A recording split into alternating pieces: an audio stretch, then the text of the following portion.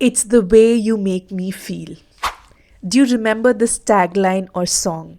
This was used by Monte Carlo. But this is what a storyteller's goal is.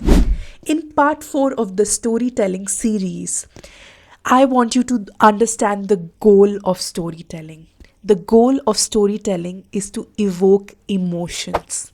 When you write a happy story, your audience should smile. When you write something sad, tears should fall from your audience. Every word has to be seeped in emotions. They should feel your anger, passion, love, happiness, sadness, everything that you are talking about. Each and every emotion. That is how stories become more juicy, powerful, potent. This is part 4 of storytelling. Your goal is to evoke emotions. Take one of your story and write it in such a way that there is so many emotions coming out of it. Or if you have an emotional story, write that down and share it with me.